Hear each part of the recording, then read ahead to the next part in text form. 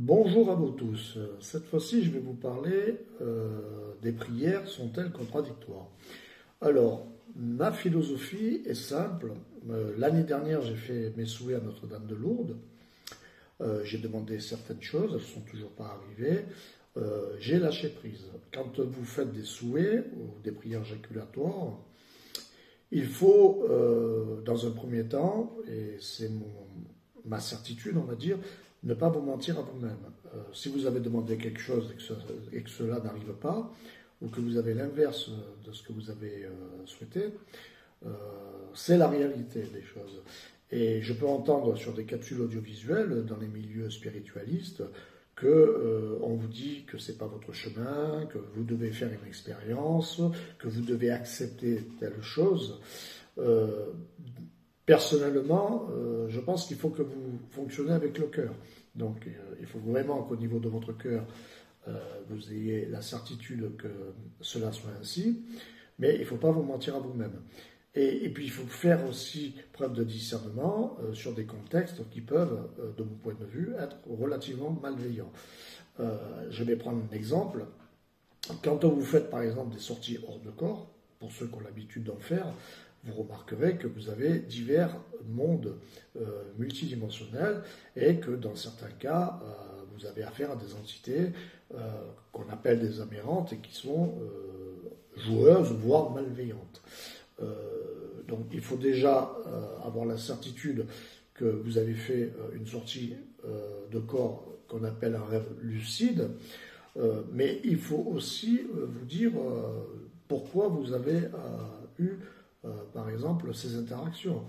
Et ça, c'est uniquement vous-même qui devez faire preuve de discernement et valider ou pas les choses que vous ressentez ou que vous voyez.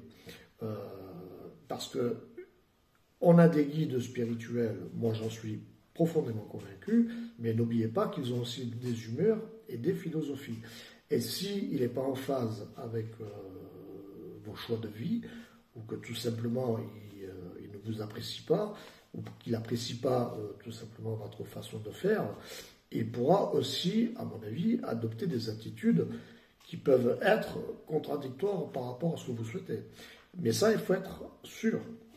C'est pour ça qu'il faut faire très attention quand vous discutez avec des guides spirituels, notamment sur Terre, avec des représentants religieux, de faire la part des choses, de garder certaines choses pour vous, car c'est uniquement une problématique qui vous est propre, et n'oubliez pas non plus, et c'est mon ressenti, que nous n'avons pas les mêmes réalités. Ce n'est pas parce qu'on est deux personnes dans une pièce qu'on va voir les choses de la même manière. Et ça, pour moi, c'est très important.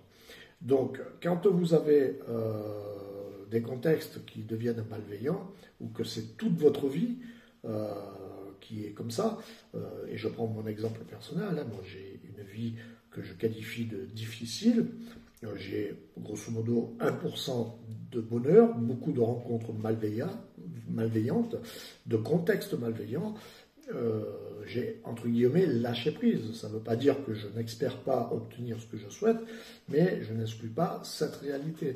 Je veux dire, elle est comme ça. Et moi, au plus profond de moi, par rapport à ma philosophie, les expériences que je fais sur cette terre, je veux dire, personnellement, je n'en vois pas l'utilité, je ne les ai pas souhaitées. Mais d'un autre côté, il est vrai qu'au niveau analytique, elles peuvent amener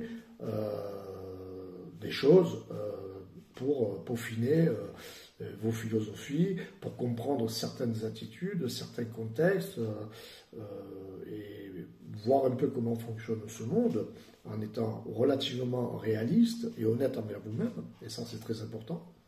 Mais il ne faut pas prendre pour argent comptant tout ce que vous entendez et tout ce qu'on vous dit, que ce soit dans les sorties astrales ou avec des rencontres avec des religieux à travers soit l'église, je veux dire un religieux issu de la mouvance musulmane, etc.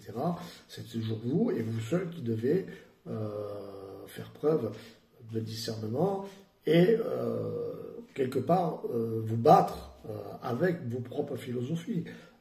Si vous ne voulez vraiment pas quelque chose, il va falloir que vous utilisez des attitudes et des outils qui correspondent à ce que vous souhaitez. Et c'est pour ça que je fais cette capsule. Les prières sont-elles contradictoires? Oui, elles peuvent être contradictoires si elles ne correspondent pas à ce que vous souhaitez. Et il ne faut pas vous mentir. Moi, je pose toujours cette question à tous les spiritualistes que je rencontre. Si Dieu, quand il a créé ce monde, était-il bien luné ou pas? Moi, je vous dis franchement, on peut se la poser. Et je pense que on crée quelque part notre réalité, on a chacun notre propre monde multidimensionnel primaire. Après qu'effectivement vous faites des expériences à travers diverses vies multidimensionnelles et que vous avez par exemple souvenir de vos vies intérieures, là aussi il faut prendre en compte ceci.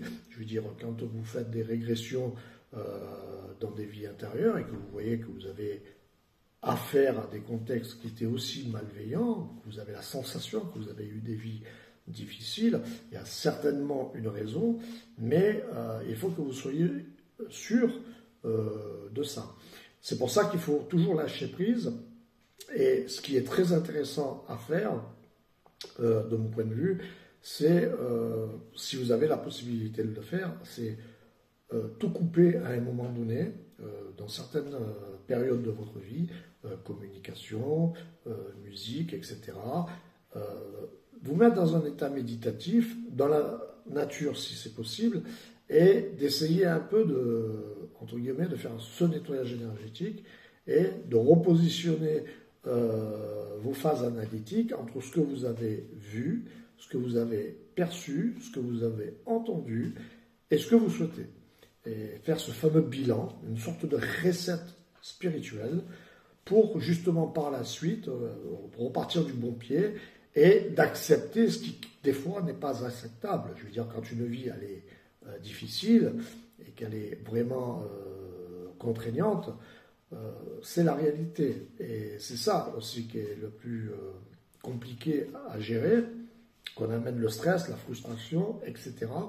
Mais malheureusement, moi personnellement je l'approche comme ça, mais il ne faut pas vous mentir, parce que je pense que si vous êtes un peu fragile, vous pouvez effectivement avoir des personnes, que ce soit d'ailleurs sur Gaïa ou même dans les mondes multidimensionnels, à des esprits qui peuvent être aussi relativement malveillants. Et n'oubliez pas que la plupart des esprits malveillants utiliseront toujours la ruse pour prendre le contrôle de votre vie et vous influencer dans vos dogmes religieux ou spirituels. Passez une excellente journée.